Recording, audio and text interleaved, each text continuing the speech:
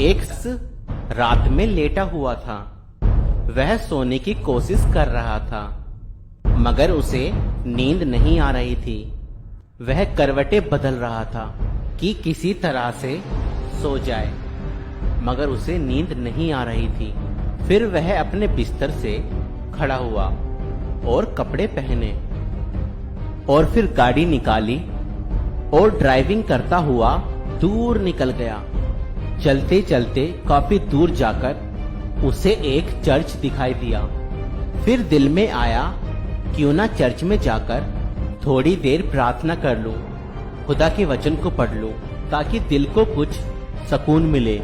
मैंने जूते उतारे और चर्च के हॉल में दाखिल हुआ तो मैंने देखा एक व्यक्ति घुटनों पर बैठकर खुदा से रो रो कर दुआ कर रहा है।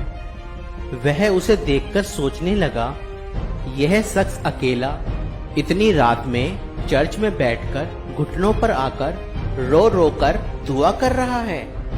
फिर मैं उस शख्स के पास जाकर बैठ गया और उससे इतनी रात में चर्च में बैठकर रोने की वजह पूछी।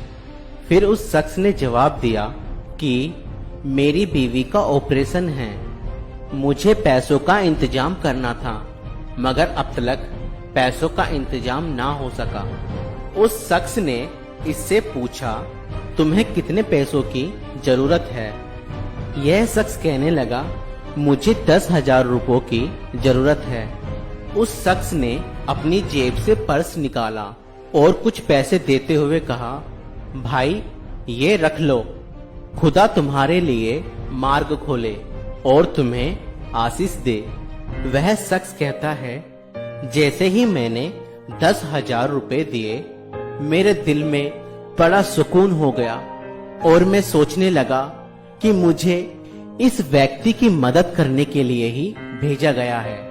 अब अपना विजिटिंग कार्ड उस व्यक्ति के हाथ में रखते हुए बोला कि भाई तुम्हें जब भी मदद की जरूरत हो तो मुझसे बात कर लेना, मैं तुम्हारी मदद कर दूंगा। उस शख्स ने कहा, मुझे तुमसे बात करने की जरूरत नहीं है, मुश्किल समय में मदद के लिए मेरे पास एक बात करने वाला है। अब यह शख्स यह सुनकर बहुत हैरान हुआ और उससे पूछने लगा, तुम किससे बात करोगे परेशानी में? तो वह शख्स मुस्कुराते हुए बोला कि जिसने आज तुम्हें भेजा, जिसने आज तुम्हें भेजा, जिसने आज तुम्हें भेजा। ओ मेरे खुदा, ओ मेरे, जब भी मुश्किलें आए और आप मुसीबत में हो, एकमात्र खुदा की इबादत में अपने सर को झुकाएं और उससे ही मदद मांगे। वह बहुत भला है, वह अवश्य ही आपकी मदद करेगा और आपकी मदद के लिए किसी न किसी को खड़ा करेगा। आपकी प्रार्थनाएं व्यर्थ नहीं जाएंगी। बस अपने पूरे हृदय से उस सच्चे खुदा को अपनी मदद के लिए पुकारें, वह अवश्य ही उपाय करेगा।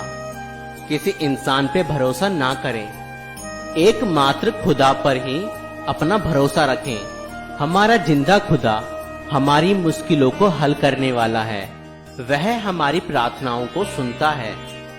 खुदा आप सभी को आशीष दे।